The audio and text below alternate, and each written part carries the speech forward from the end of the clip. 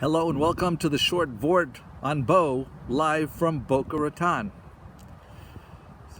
The weather is warm and bright and not a makkah in sight, unlike in Egypt, where in the past two parshios, Va'era and Bo, we've had a combination of 10 makkos. As we know from the Haggadah, Rabbi Yehuda divides the makkos into three different groups, with the mnemonic, the Tzach, Adash, V'achav, Damas Avedei Akinim in the first group, etc. lumped together.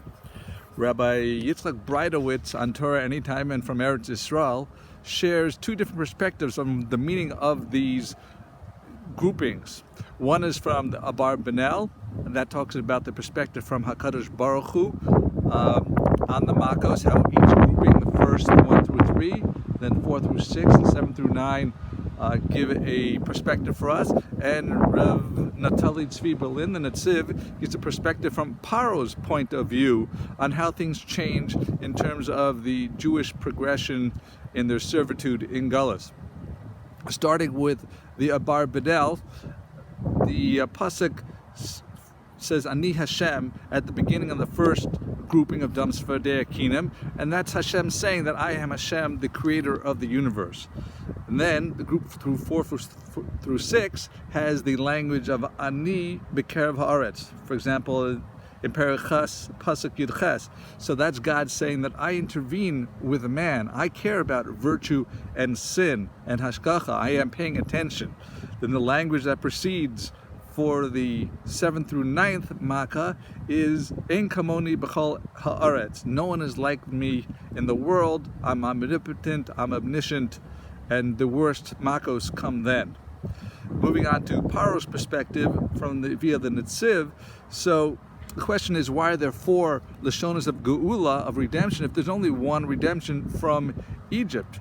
So it's telling us 4 different levels of the progression of the redemption. The first level is moving from Avodas Perach, that deep, difficult servitude, to becoming regular Avadim. The next stage is a change that they're no longer Avadim, but they're still not allowed to leave from Egypt. And then the third stage is they left Egypt, did Yetziat Mitzrayim, and then there's Matan Torah, the post-Exodus period.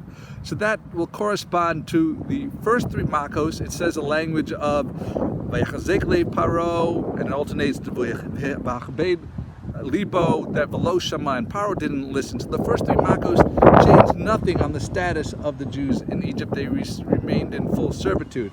However, as we get to Pasuk Tesvav, Pasuk Tesvav, it says Lo Shalach Hesa'am, by the 4th and 5th and 6th, by each of them it says this language, Paro did not send out the people, which is teaching us that they changed the status from Avodas Perach to being still in servitude but not working as hard. And then by the time at the end of the 7th through 9th Makkos, so each of them will say Velo Shalach Es B'nei Yisrael. They did not send B'nai Yisrael.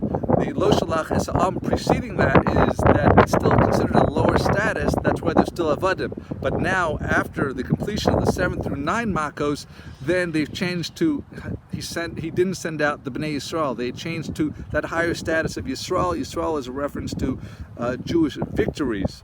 So after that, then they had Makas Bachoros, and then immediately they were sent out of Egypt, and then Matan Torah is the post-Exodus. So we see from here 2 different perspectives on how these groupings of Rabbi Yehuda reflect 3 different messages, first from Hashem's perspective, and then from Paro's perspective. May we be zocheh to the Geula Shlema B'mheira B'karov. Thank you for listening. Have a wonderful week, wonderful Shabbos, and hope you're warm.